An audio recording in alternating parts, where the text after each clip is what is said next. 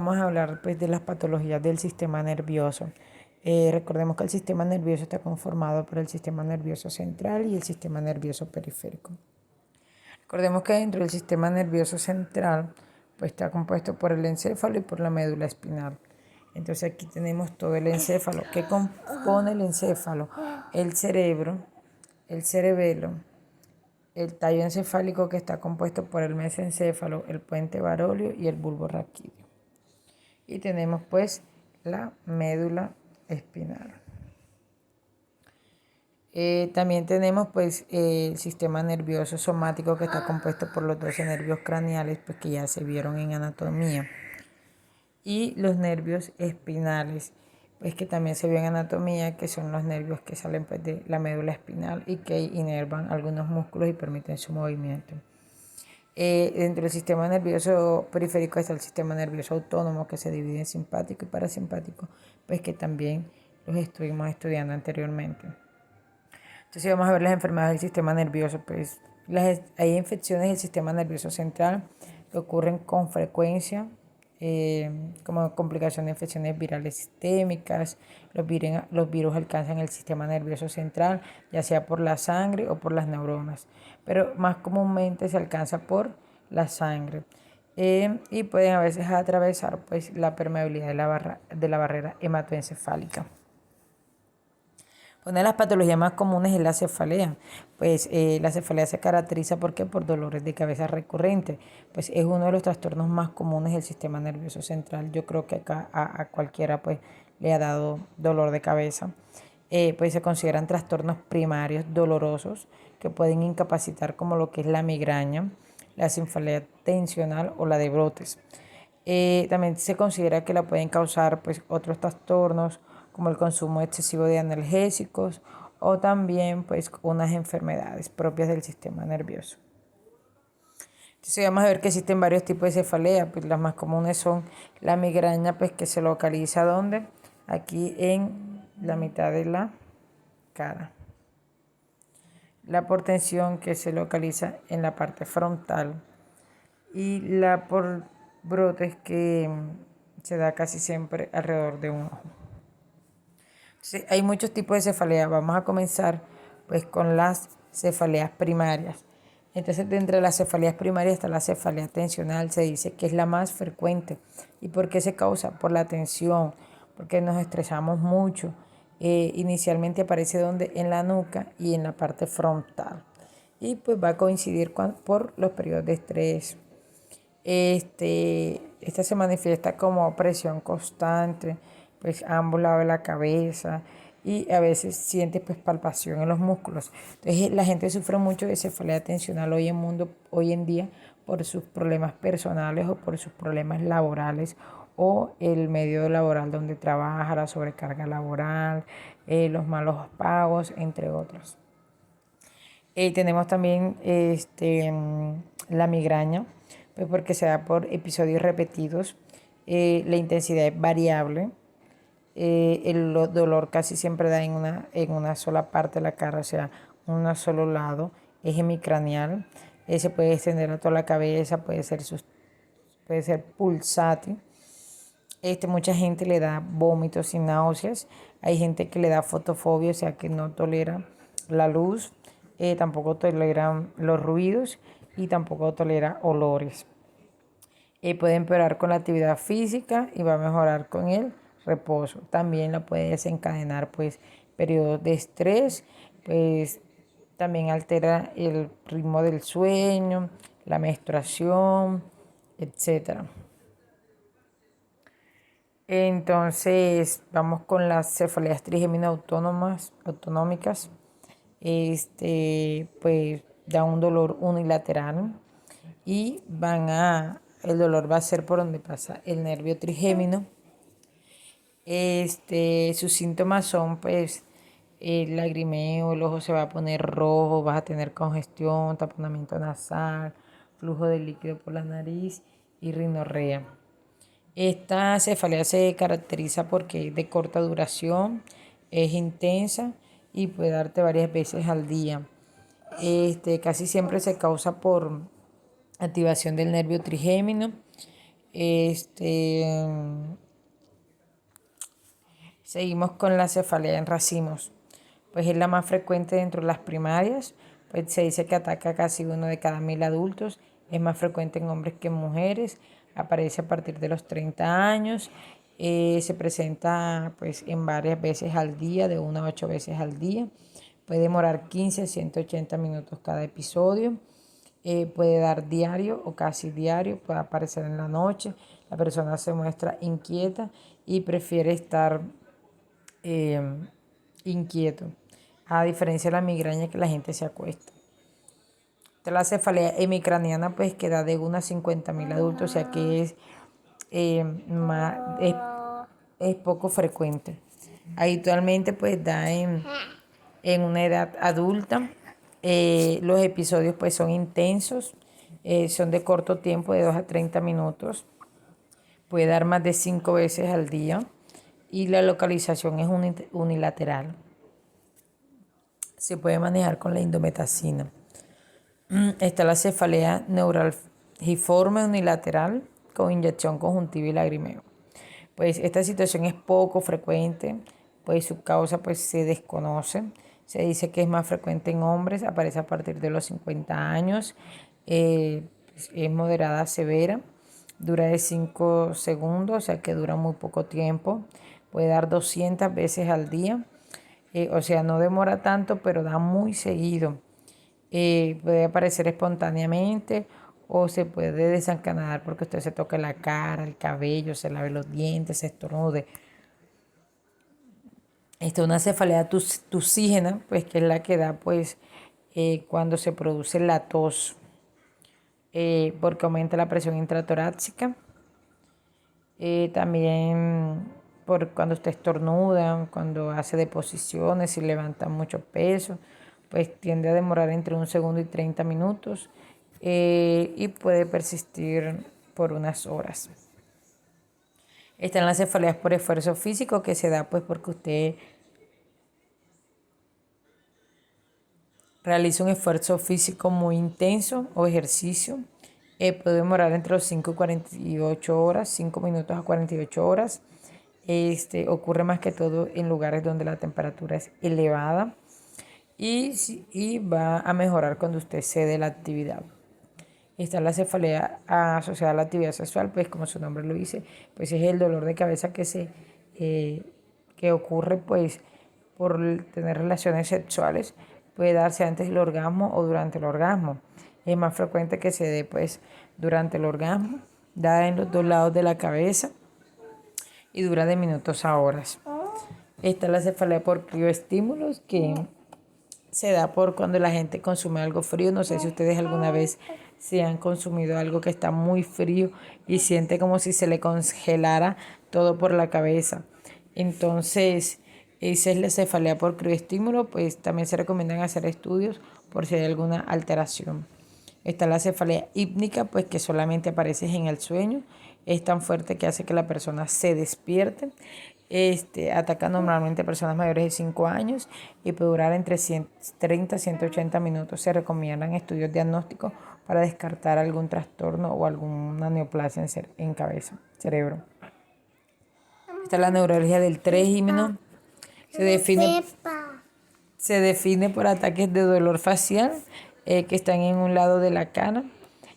Afecta a una o más ramas del nervio trigémino. Entonces ahorita vimos la otra, la cefalea del trigémino, pero era solamente pues, por el nervio trigémino. Aquí vamos a ver que puede afectar alguna de las 3 ramas del nervio trigémino y no se va a irradiar a otra parte. Puede dar un dolor agudo, puede estar dando un dolor punzante, eléctrico. Y vienen las cefaleas secundarias. Entonces, las cefaleas secundarias pues se pueden dar por algún traumatismo, porque la persona se golpea el cráneo, ya sea por un accidente de tránsito, en carro, en moto, o por un golpe, o porque se haya caído de alguna altura. Puede dejar ¿cómo se dice? Puede dejar algunas consecuencias que la persona va a seguir sufriendo de dolor de cabeza por hasta 3 meses. Entonces viene dentro de la secundaria, sigue por patología vascular, pues eso se debe a que hay alguna oclusión de alguna arteria, ya sea porque hay un ACV isquémico, porque se haya roto una arteria cerebral, o por una aneurisma, alguna malformación venosa o una trombosis. Aquí vamos a ver que entonces la va a ocasionar algo a nivel cerebral.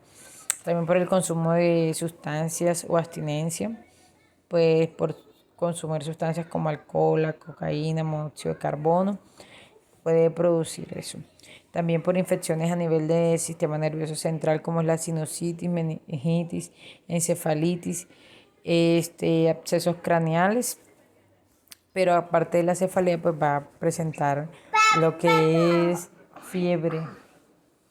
Entonces, ¿cuáles son los signos y síntomas? Pues inicialmente puede haber dolor eléctrico, puede haber dolor opresivo, puede haber dolor pulsátil o puede haber dolor terebrante y dolor expulsivo. ¿Cuáles son los signos y síntomas? Pues también podemos ver que los párpados se pueden cerrar porque se pueden hinchar. Están los párpados cálidos. Pues hay diferencia entre las pupilas, puede haber que una esté más dilatada que la otra. Puede los ojos lagrimear, la persona se le pueden enrojecer los ojos, te puede dar mareo. Y cuando se debe asistir al médico, pues cuando hay alteraciones borrosas, que la gente vea unas manchas, distorsión visual, que vea doble, cuando sienta hormigueo y en las piernas y en los brazos, o que sienta que no puede mover las piernas o el brazo. Cuando hay mareo o no se da la persona para colocarse de pie, cuando hay rigidez de muca que puede llevarte o ser un signo de meningitis, cuando hay vómitos incontrolables, cuando hay problemas de habla porque puede estar haciendo un ACV, cuando hay erupciones cutáneas, porque cuando hay caídas de párpado. ¿Cómo se hace el diagnóstico? Pues por el examen físico se le mandan estudios imagenológicos como son la tomografía, la resonancia magnética y si se está pensando en una encefalitis o meningitis, pues una punción lumbar. Vamos a pasar con la epilepsia. ¿Qué es la epilepsia? Pues yo creo que muchos de ustedes han visto a alguien convulsionando. Entonces, pues la epilepsia es un trastorno pues, del sistema nervioso central en donde la actividad cerebral se vuelve anormal y provoca convulsiones o sensaciones inusuales. Entonces va a haber un trastorno a nivel pues, de la actividad cerebral, de las neuronas. Entonces, ¿cuáles son los síntomas? Pues la persona va a estar confusa, va a hacer episodios de ausencias, o la persona, ustedes van a ver como han visto, no sé si las han visto o en película, pues la gente va a comenzar a hacer movimientos en el cuerpo, va a perder el conocimiento, va a tener ansiedad. Y las convulsiones son de dos tipos, están las focalizadas y las generalizadas. Las que uno más puede observar son las generalizadas. Entonces, entre las focalizadas está, pues, se dice que son las convulsiones que, pues, atacan una sola parte del cerebro. O sea que la, a una parte del cerebro, pues, tiene actividad normal, la otra parte no. La actividad cerebral está de manera normal. Entonces están las convulsiones focales sin pérdida de conocimiento, pues estas se consideraban antes como convulsiones parciales simples. Aquí la persona no pierde el conocimiento, aquí lo que puede es cambiar o alterar las emociones o forma de ver las cosas, de olerlas, de sentirlas, de saborearlas. Puede producir movimientos espasmódicos en una parte del cuerpo. O sea que aquí puede hacer movimientos de un brazo o de una pierna, pero de resto del cuerpo va a estar normal. También hay convulsiones focales, pues con alteración de conciencia, pues anteriormente se llamaban parciales complejas. Aquí sí hay pérdida de conocimiento, la conciencia durante la convulsión. Este, y puede que a veces realice un movimiento repetitivo, como frotarse las manos, mascar, tragar o caminar en círculos. Están las convulsiones generalizadas, pues que ahí es donde se producen en todas las áreas del cerebro y existen 6 tipos. Está la crisis de ausencia, que da más que todo en los niños. ¿Y qué les pasa a los niños? Van a estar con una mirada fija. Pueden hacer chasquidos, y pueden perder pues el conocimiento por un tiempo. Están las crisis tónicas, pues aquí lo que va a haber es rigidez muscular, pero va a afectar son los músculos de espalda, brazos y piernas, y al afectar las piernas puede causar caídas. Están las crisis atónicas, que es cuando la persona pierde el control muscular y se cae. Están las clónicas, pues que son movimientos musculares espasmódicos, afectan el cuello, cara y brazos, o sea que va a haber movimiento, pero solamente de cuello, cara y brazos. Y están las mioclónicas, que estas pues lo que salen son movimientos de brazos y piernas. Y están las tónico-clónicas, que estas se consideran convulsiones del gran mal. Estas se consideran, como había dicho, este, convulsiones del gran mal, porque estas son más intensas. Aquí la gente pierde el conocimiento, va a estar rígido todo el cuerpo y va a haber movimientos en todo el cuerpo. ¿De qué las causas? Pues hay un componente genético, pues puede ser por genética, porque hay un traumatismo craneoencefálico, porque hay una enfermedad cerebral, alguna enfermedad infecciosa como la meningitis, una lesión prenatal cuando nace el niño, es una hipoxia cerebral, y porque hay trastornos en el desarrollo. ¿Cómo se diagnostica? Con un electroencefalograma que va a medir pues las ondas del cerebro, si están pues de manera normal, la actividad cerebral si está normal o hay alguna normalidad, una tomografía y una resonancia magnética. Vamos con otra patología que se llama microcefalia. Micro viene de pequeña. Entonces hablamos que la microcefalia es un trastorno en que la cabeza del niño es más pequeña pues que la de cualquier otro niño que tenga la misma edad o sexo. Entonces aquí vamos a ver en la imagen pues que la cabecita es mucho más pequeñita.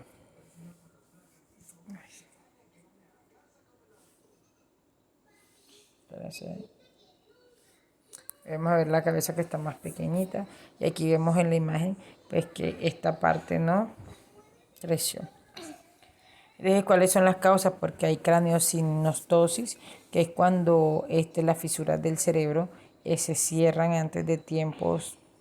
Están anomalías cromosómicas como el síndrome de Down, infecciones del feto en el embarazo como es el Zika, que vimos que cuando dio el Zika, pues muchas personas que estaban en embarazos, los niños salieron con microcefalia, exposición a alcohol o otros productos tóxicos en el útero y cuando la mamá tiene una desnutrición grave porque no es capaz de cumplir con todas las necesidades del feto, pues pueden tener complicaciones como retraso en el desarrollo, en el habla, en el movimiento, dificultades de coordinación, pueden haber enanismo, pueden haber distorsiones faciales, el niño puede ser hiperactivo, puede tener discapacidad intelectual y puede ser epiléptico. También encontramos otro trastorno que es la hidrocefalia. La palabra hidro viene pues de agua. Agua o líquido. Entonces decimos que es la acumulación del líquido cefalorraquídeo dentro de las ventrículas del cerebro. Entonces ese líquido va a aumentar la capacidad de los ventrículos y va a ejercer presión en el cerebro. Entonces aquí vemos un niño con hidrocefalia. Vamos a ver que aquí esto se está acumulando el agua y por eso va a aumentar la cabeza. Aquí vemos una cirugía donde le colocan una válvula a la niña para que ese líquido vaya drenando, ya sea a través del ombligo, a través del popó o la orina. Aquí vemos un niño pues con hidrocefalia.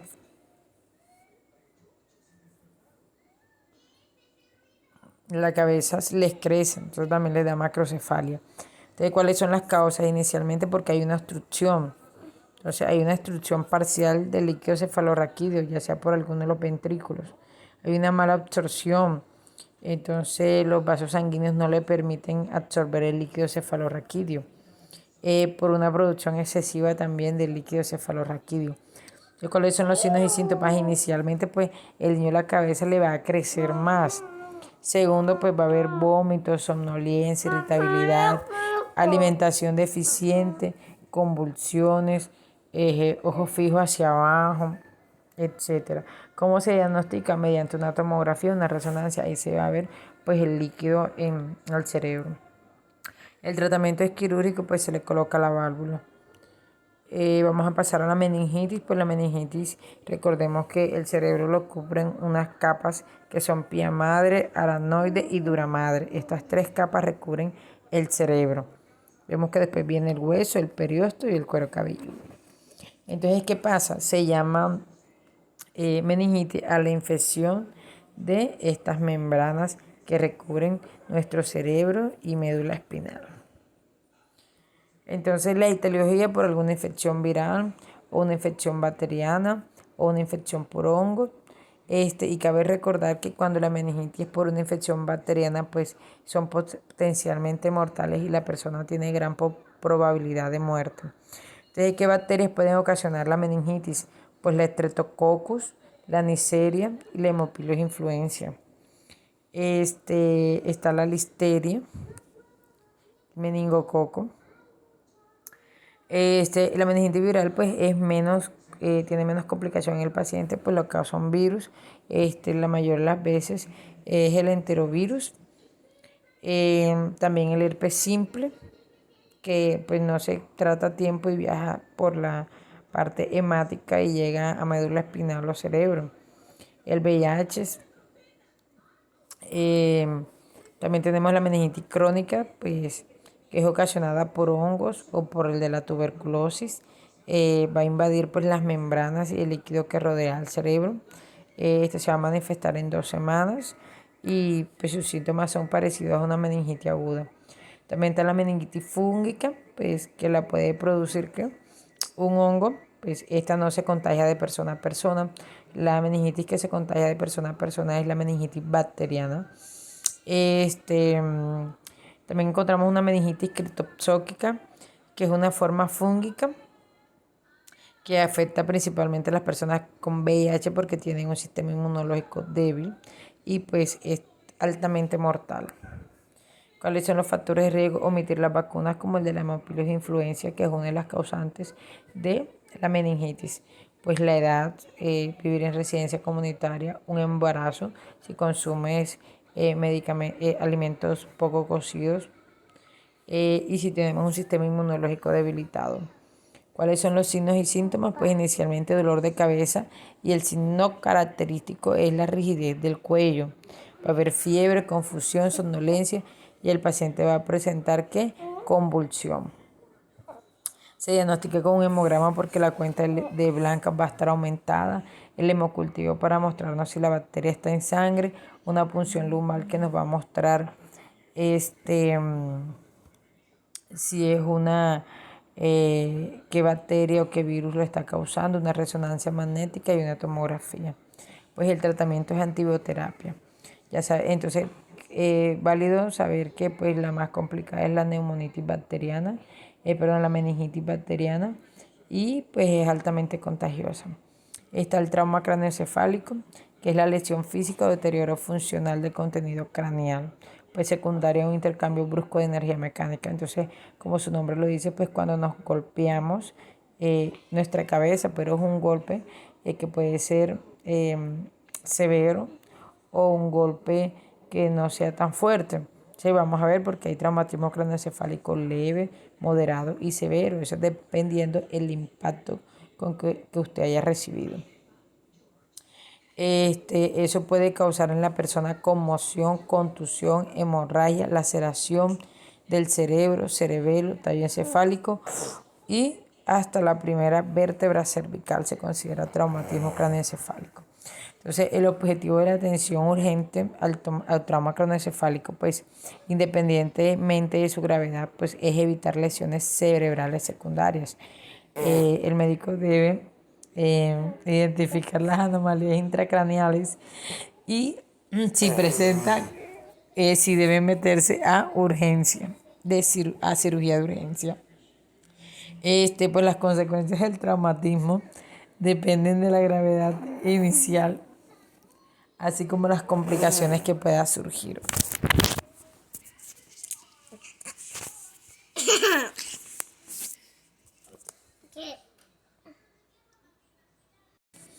Entonces, como veníamos diciendo, el objetivo pues es evitar que hayan unas lesiones cerebrales secundarias y las consecuencias del traumatismo pues dependen de la gravedad, si fue leve, si fue severo o si fue moderado. Los test se clasifican pues como yo les dije ahorita en leve, moderado y grave, pues y eso depende pues del nivel de Glasgow, del esquema de Glasgow. En el esquema de Glasgow se evalúa 3 tipos de respuesta, que es la ocular, la verbal y la motora. Y se considera que un paciente está en coma cuando ese Glasgow está por debajo a 9. El Glasgow para TAC leve o el Glasgow normal es de 15. Ya. Entonces se puede decir según la escala de Glasgow que un TEC leve es cuando la escala está entre 15 y 14, es moderado cuando está entre 3 y 9 y es grave cuando la puntuación da menor a 9. Entonces decimos que la escala de Comas-Glasgow pues, es una aplicación neurológica que mide el nivel de conciencia de la persona utilizando los parámetros de respuesta verbal, respuesta ocular y respuesta motora. El puntaje más bajo es 3 y el más alto es 15. Y ya sabemos que después de 9 se considera que un paciente está en coma. Entonces ustedes van a trabajar con hojas neurológicas. Entonces la hoja neurológica le da esta guía, usted mira al paciente y ve, bueno, si el paciente abre espontáneamente los ojos se le da una puntuación de 4. Si el paciente está orientado y conversando, usted le pregunta cómo se llama, sabe dónde está, sabe qué le pasó. Decimos que el paciente está orientado y está conservando, entonces 4 más 5, 9. Y si obedece a una orden verbal, usted le dice, álceme la pierna, bájeme la pierna, lleva 6, entonces son 15 puntos, así sucesivamente. Usted, si el paciente, la respuesta ocular, o sea, los ojos, responde pues a la orden verbal, tiene los ojos cerrados, y usted le dice, señor Juan, y él abre los ojos, bueno, responde a la orden verbal, tiene 3 puntos. Si él habla pero está desorientado, o sea, comienza a hablar cosas que no son, y usted le pregunta dónde está y él dice que en su casa o que no sabe o cualquier cosa, entonces vamos a ver que está desorientado, tiene un puntaje de 4. Si pues no obedece, sino que localiza el dolor, pues tiene un puntaje de 5. Entonces así sucesivamente se verifica el Glasgow de la persona. Entonces el test leve es más frecuente, no existe pérdida de conocimiento, y si llega a pasar, pues no demora muchos minutos. Puede aparecer fatigabilidad, dolor de cabeza, problemas de conciliación del sueño, vértigo, mareos. Problemas de atención, problemas de memoria, problemas de humor. Pero esto va pasando con el pasar, esto va mejorando con el pasar de los días. Está el test moderado, pues que hay una pérdida de conocimiento que es mayor a 30 minutos, pero no va a sobrepasar nunca un día. Y el paciente puede tener en los próximos días dificultad para aprender información nueva. Y el test grave, pues es pérdida del conocimiento mayor a un día. Pues el paciente llega, no sabe quién es, no sabe dónde está inconsciente. Y pues la dificultad para aprender cosas nuevas es mayor a una semana. Entonces, puede afectar muchas áreas, puede dejar incapacidad motora y sensitiva, puede tener afectación cognitiva en cuanto a la memoria y juicio, conductuales, porque vamos a ver que hay alteraciones emocionales, ahí vimos que se pone de mal humor, comunicativas porque no va a poder de pronto expresarse o comprender el lenguaje, afectación de esfínteres, se va a poder orinar o hacer deposiciones sin avisar o sin controlarlos, y pues otras anomalías pues serían la convulsión.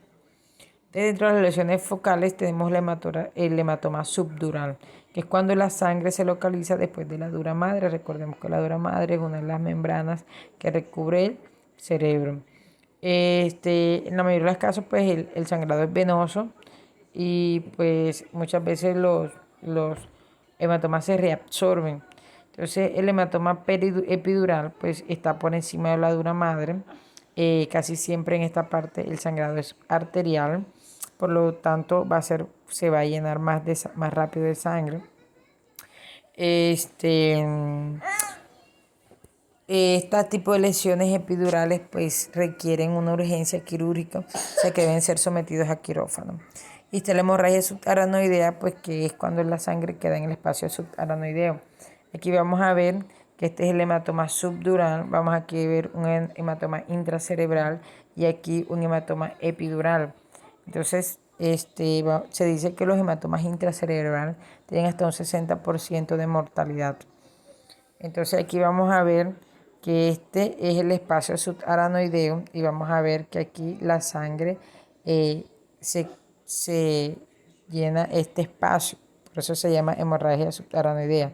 La hemorragia intracerebral vemos que el sangrado está en el cerebro.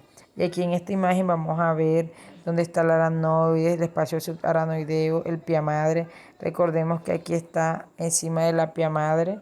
Hay un tipo de hemorragia en el espacio subaranoideo, otro tipo de hemorragia, y por la dura madre, otro tipo de hemorragia. Entonces pasamos a las encefalitis, como su nombre lo dice, itis, es la inflamación pues del encéfalo, o sea, del cerebro. Casi siempre, a diferencia de la meningitis, aquí lo causa virus. Recordemos que la meningitis la causa bacterias, virus y hongos. Aquí casi siempre la encefalitis tiende a ser viral.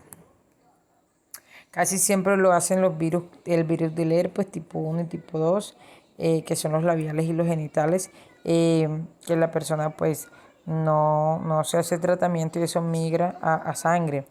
Está el arbovirus, pero ya ese es un virus del Nilo occidental. Están las personas que sufren mordeduras de animales y se les transmite el virus de la rabia. Los pacientes con VIH, pero eso es muy raro. Y el enterovirus, que pertenece a la poliomielitis. El sarampión, la papela o la rubiola, que migre hacia sangre y de ahí a cerebro. Recordemos que la sangre tiene que irrigar todos los órganos y tejidos. Entonces, ¿cuáles son los síntomas? La gente va a presentar fiebre, cefalea, convulsiones, confusión, somnolencia. O sea, estos son los síntomas parecidos parecidos a los otros. Vamos a ver que son muy similares en el sistema nervioso, así como en el sistema respiratorio, en el sistema digestivo. Los síntomas se parecen y los signos aquí en el sistema nervioso también. Entonces, rigidez de cuello y espalda.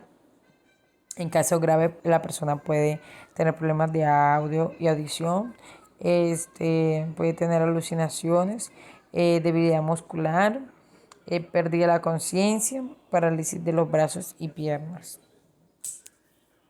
Pues como es un virus, pues la encefalitis se puede pues, curar sola, pero si es producida por un tipo de herpes, pues el aciclovir, un buen higiene, un buen lavado de manos y unas vacunas. ¿Cómo se diagnostica? Con la punción lumbar, con el electrocefalograma, el TAT y un estudio que se llama reacción en cadena de la polimerasa, que muestra que haya en el líquido cefalorraquídeo presencia de alguno de estos virus. Pues el tratamiento, como yo le dije, va a ser aciclovir para el caso de los herpes. Vamos para el síndrome de Guillain-Barré. El síndrome de Guillain-Barré, ¿qué pasa aquí? El sistema inmunitario pues comienza a desconocer los nervios del sistema periférico. Vamos a ver aquí que estas son unas células nerviosas normales y aquí vamos a ver que nuestro sistema inmunitario las daña. Entonces, pues aquí el trastorno es autoinmunitario porque nuestras células comienzan a desconocer estos nervios y los atacan. Entonces, afecta más que toda, puede afectar a cualquier persona en cualquier edad. Pues se desconoce la causa exacta. Puede ser por trastornos autoinmunitarios como el lupus, infecciones virales, el virus de la influenza, la neumococo y rara vez el VIH. A veces puede salir o puede presentarse junto con el linfoma de Hodgkin, que es un cáncer del tejido linfático. Y también por el lupus eritematoso, lo que yo dije ahorita, como se desconoce la causa por la cual el sistema inmunológico desconoce estos nervios, pues se le da o se le dice que puede ser por el lupus eritematoso porque él tiene esa propiedad, ¿ya? Aquí está la neurona, pues vamos a ver dónde está la vaina de mielina. Y pues ahí lo que pasa en este caso es que el sistema, o sea, los glóbulos blancos comienzan a atacar esa vaina de mielina. ¿De cuáles son los síntomas? Inicialmente, pues hormigueo que empieza por las piernas, brazos y cara. Vamos a ver parálisis de las piernas. Se puede afectar el habla. Y aquí el gran problema es que eso no se ponga en tratamiento y migre hacia donde, hacia los pulmones, haga parálisis de esta parte y el paciente posteriormente haga una paro respiratorio. La mayoría de los pacientes mueren por complicaciones de los músculos respiratorios, como les estaba diciendo, por una trombosis pulmonar o un paro cardíaco. Pues el diagnóstico se hace más que todo pues, por el cuadro clínico. Se hace un examen neurológico donde se observan si el paciente ha perdido los reflejos tendinosos. Se puede hacer punción lumbar. El tratamiento, pues, dependiendo, pues el paciente se hospitaliza cuando haya este riesgo de que afecte pues ya la parte pulmonar, el paciente necesite una ventilación asistida. Pues se dice que no hay cura, pero el tratamiento puede mejorar los síntomas, acortar su dirección. Si es por una enfermedad autoinmunitaria, pues se trata con inmunoterapia. En caso de la presencia pues, de debilidad muscular, pues el paciente se puede mandar para fisioterapia. Entonces, ¿qué nos dice? Que la OMS está dando apoyo a los países para el síndrome de Guillain-Barré, porque se puede dar también por el virus del Zika. Vamos a hablar de la cisticercosis. Pues la cisticercosis es una enfermedad que la produce pues, un parásito llamado Tenia, lo que ustedes conocen vulgarmente como la solitaria, que la produce el cerdo. Entonces, pues la neurocisticercosis es cuando esa cisticercosis o huevos van y se acumulan ¿dónde? En el cerebro. Entonces, la neurocisticercosis es una de las primeras causas de epilepsia a nivel mundial. Pues esta infección parasitaria pues es prevenible, pues la causa, como yo le dije, la tenia o la solitaria, pues y nosotros nos infectamos cuando comemos carne mal cocida de cerdo o al beber agua contaminada, como yo decía, por ejemplo, para las rancherías, para las zonas rurales que están los cerdos y hacen deposiciones y eso se va a las represas o los agüey, después usted consume esa agua que puede estar contaminada por huevos de tenia. Entonces, pues inicialmente la adenosis es una infección intestinal que ustedes la conocen, no que tiene solitaria, por eso come tanto. Entonces es una infección intestinal. Cuando ella no se trata, pues las larvas invaden los tejidos del organismo y producen una infección más grande, o sea que eso migra hacia dónde, hacia el cerebro. ¿Por qué se transmiten? Porque inicialmente consumimos carne de cerdo contaminada o agua contaminada. Eso ya lo habíamos dicho anteriormente. ¿Cuáles son los signos y síntomas? Pues inicialmente pues la persona va a presentar convulsiones. Convulsiones, cefaleas, vómitos en proyectil. Aquí vamos a ver la tomografía. Todos estos punticos blancos son la neurocisticercosis, los huevitos de la tenia, el parásito. Entonces se hace una tomografía y ahí es donde se diagnostica. Viene la esclerosis múltiple, que la esclerosis múltiple se parece al síndrome de Guillain-Barré, pues afecta cerebro y médula espinal. También va a lesionar que la vaina de mielina. Mire que aquí está una neurona bien y aquí van a ver las lesiones de la vaina de mielina. Los síntomas son alteraciones de la vista, debilidad muscular, problemas de coordinación, va a haber entumecimiento, va a haber problemas con pensamiento y memoria. Pues actualmente, igual que el Guillain-Barré, se desconoce su causa, se puede decir que es una enfermedad autoinmune, o sea, personas que los glóbulos blancos comienzan a desconocer las neuronas y comienzan a atacarlas.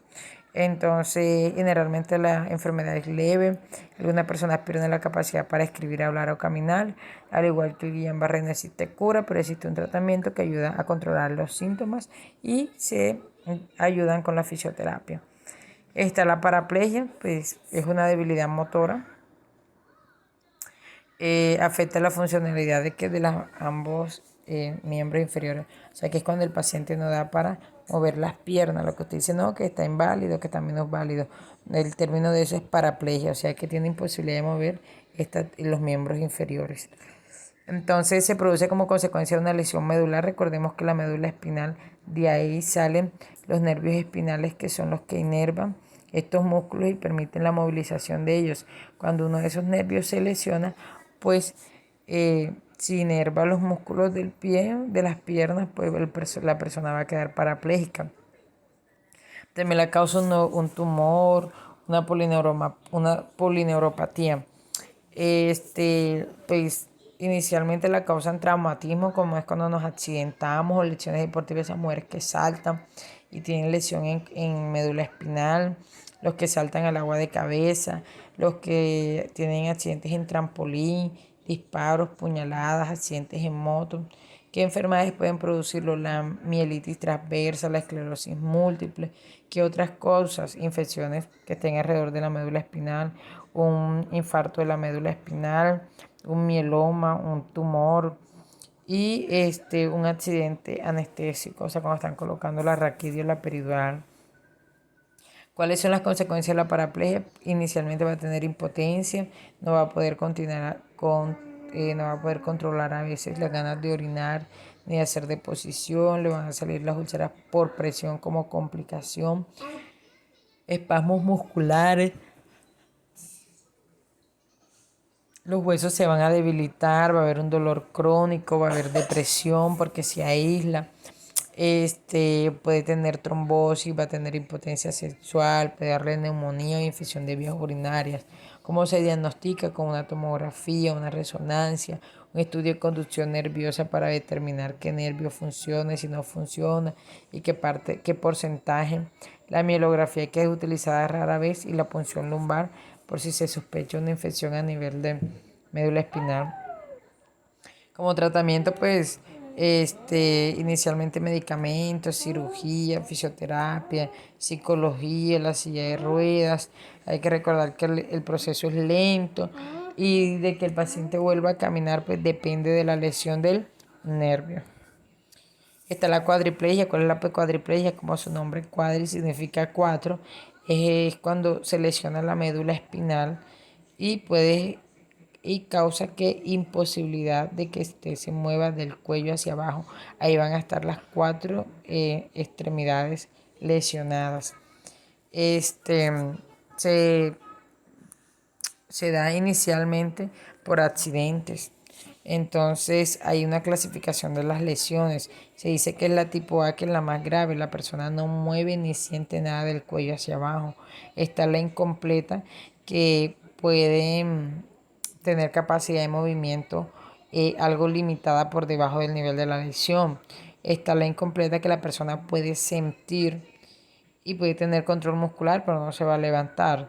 Está la incompleta, que los músculos van a funcionar un 75%, y la incompleta tipo E, pues es una lesión mínima. O sea, entre la lesión D y la E son los pacientes que más posibilidades tienen, pues, de recuperar, pues, sus movimientos.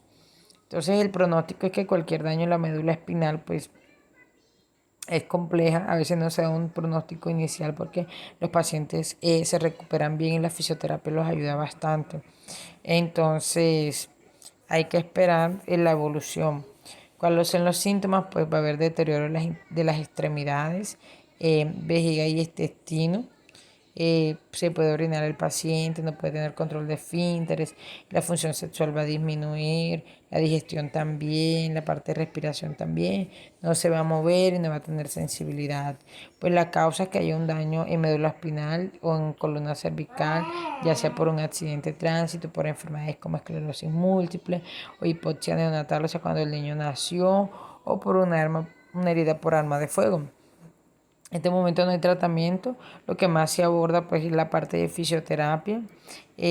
Pues el paciente debe tener un cuidado respiratorio, un cuidado de la piel, eh, debe haber una terapia ocupacional y programas para poder mejorar la parte del control de orina. Es muy posible que a estos pacientes pues les salgan las úlceras por decúbito, por eso es importante los cambios posturales cada 2 horas. Viene la hemiplegia, pues la hemiplegia sí es algo que no va de la mano con los nervios espinales, porque la paraplegia y la cuadraplégica son enfermedades que se dan pues por lesiones de los nervios espinales. La hemiplegia no, la hemiplegia se da pues por enfermedades como los accidentes cerebrovasculares isquémicos o accidentes cerebrovasculares hemorrágicos. Prácticamente se da por la lesión del cerebro, como yo les dije. Puede afectar la capacidad cognitiva, la inteligencia, y más que todo porque se lesiona una parte del cerebro y esa parte pues controla alguna función cognitiva. Aquí vamos a ver una parálisis. La parálisis la tiene de este lado. Entonces una hemiplegia. Él desde la cara y la mitad del cuerpo no la va a poder mover. Entonces, ¿qué lo causa? Como yo le dije, un accidente cerebrovascular, ya sea isquémico o hemorrágico, porque miren que tapona, este émbolo tapona y deja y evita que se irrigue las partes del corazón y se necrosa. Deja de haber un accidente isquémico y se necrosa una parte del cerebro, esa parte no se va a poder movilizar. Algún traumatismo al movimiento de nacer. Los síntomas van a ser pérdida de movilidad de un cuerpo, como yo les dije. La visión va a estar borrosa, va a pedir control sobre la vejiga, va a tener depresión, problemas de la memoria, retrasos de desarrollo, dificultad de aprendizaje, falta de atención.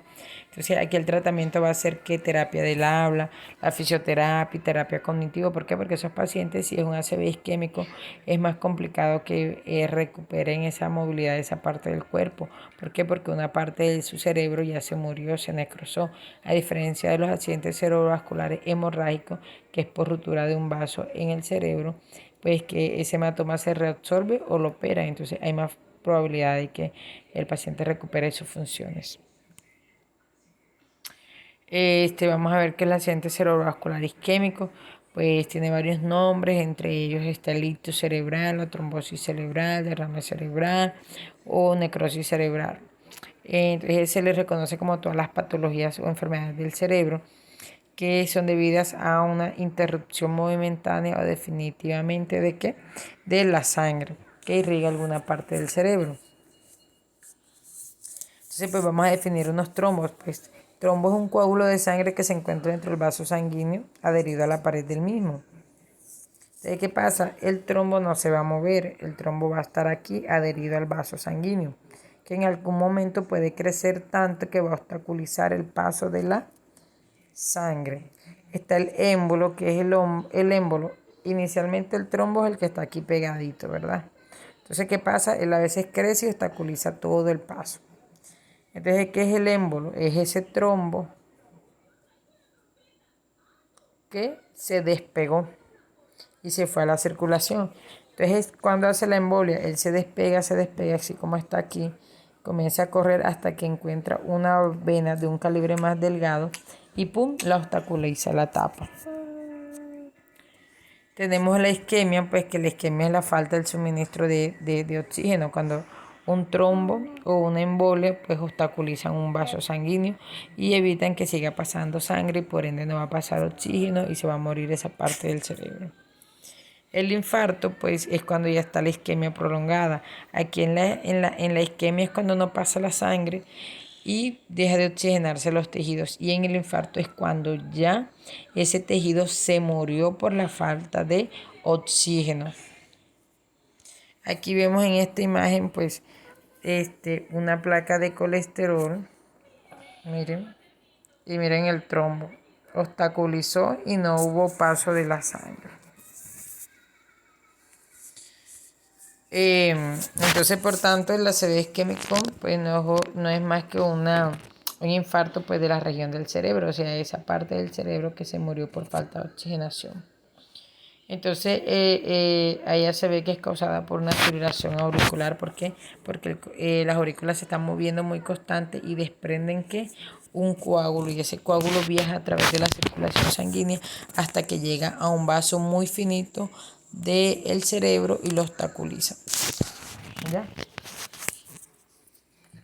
Como está en esta imagen acá. Si ven que el trombo va viajando, pero llega, aquí va viajando el trombo, y aquí llega a este vaso sanguíneo más pequeño, por el cual no puede pasar porque es muy pequeño y el trombo no pasa.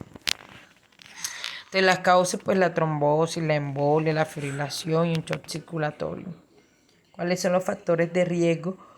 Pues la edad avanzada, la diabetes, el cigarrillo, la hipertensión, el colesterol y la obesidad. ¿Cómo se diagnostica? Con un TAC de cráneo y una resonancia magnética. El tratamiento pues son trombolíticos para disolver el trombo. Y viene el ACV hemorrágico. El isquémico es porque hay algo que obstaculiza el paso de la sangre y produce una necrosis, una muerte del tejido. Aquí en el hemorrágico, como yo les dije y se ve en la imagen, es cuando la presión arterial aumenta tanto que golpea muy fuerte las paredes de las arterias y rompe un vaso. Aquí lo rompió. Y que va a producir una hemorragia en el cerebro. ¿Qué lo causa? Pues lo primero que lo causa es la hipertensión, el tabaquismo, fármacos como la heparina y warfarina, un trauma, un aneurisma de cerebro y malformación de los vasos. Entonces los tipos de ACV hemorrágicos pues son intracerebral, que son los que se dan aquí, pues dentro del cerebro, como está en esta imagen, y la hemorragia subaranoidea, que tiene lugar aquí donde en el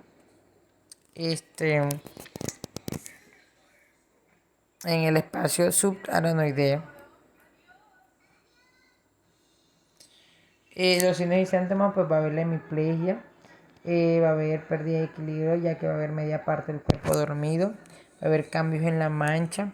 En la marcha la gente no va a dar para hablar bien, la boca va a estar torcida, luego van a haber cambios en la musculatura de la cara, la persona puede ver doble, puede estar desorientada, puede disminuir el estado de conciencia, puede causar una crisis convulsiva, el coma y hasta la muerte.